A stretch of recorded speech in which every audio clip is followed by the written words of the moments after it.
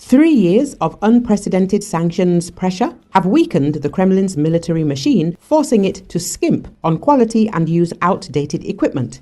According to the Washington Post, American officials are talking about this while also casting serious doubt on its long-term viability. It is noted that Russia still manages to obtain many critical Western weapons components through secret agents and criminal gangs and buys others from China.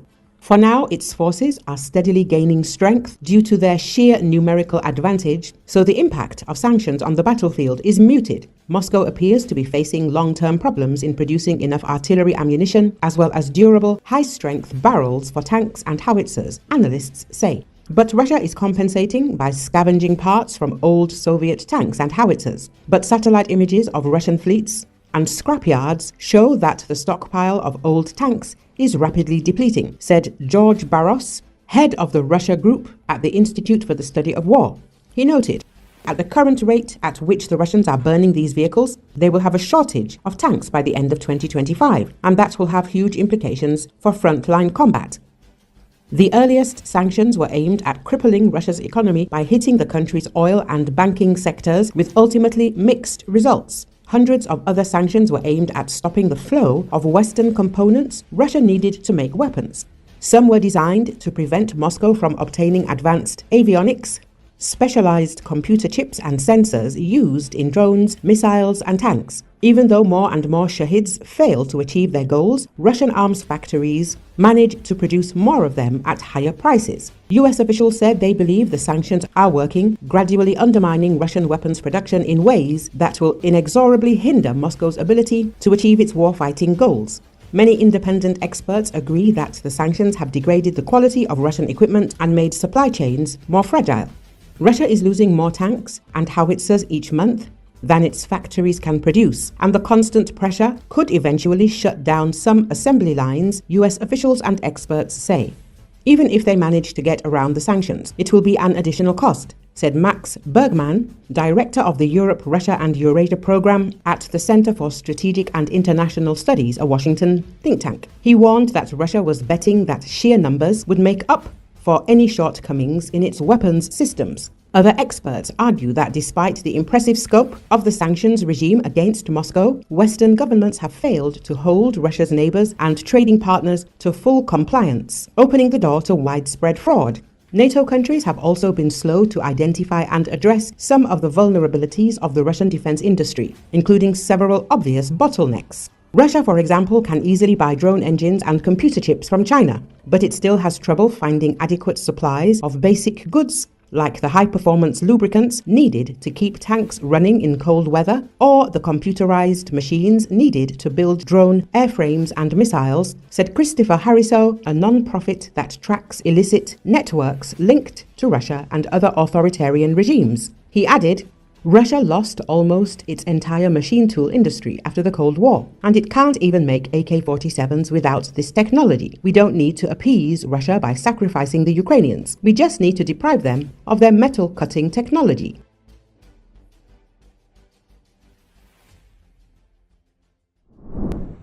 A video has been published in Telegram messaging app, showing a Russian military official convincing Central Asian nationals to join the war in Ukraine in exchange for receiving a Russian citizenship. Addressing dozens of conscription workers of Central Asian origin in an unidentified location, a Russian military official pledged that anyone signing a conscription contract would receive a citizenship.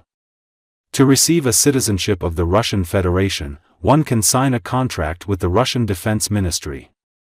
The contract lasts from a year till 5 years. After the expiration of the contract, you will be issued Russian passports and you will become Russian Federation citizens. You won't need a work permit. The monthly salary will start from 210,000 rubles or around $2,070. The military official went on telling about other benefits that the potential conscripts would receive. Free medical treatment, sanatorium resort, life insurance, status of veteran of military operations. After his speech, the military official asked whether any of the workers were interested in the offer. However, none of the men responded.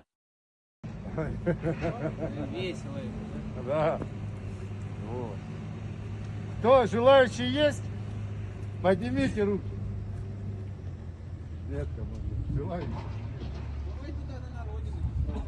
Да-да, едем на родину. Все, выключаем. German Foreign Minister Annalena Baerbock does not rule out sending German soldiers to Ukraine to monitor compliance with the ceasefire. As Welt writes, Baerbock said that the possibility of an international military presence to ensure a ceasefire is seen as a complement to other security guarantees, such as NATO membership. Asked about Germany's possible role in the matter, she said Germany would of course do everything in its power to support anything that will serve the peace of the future.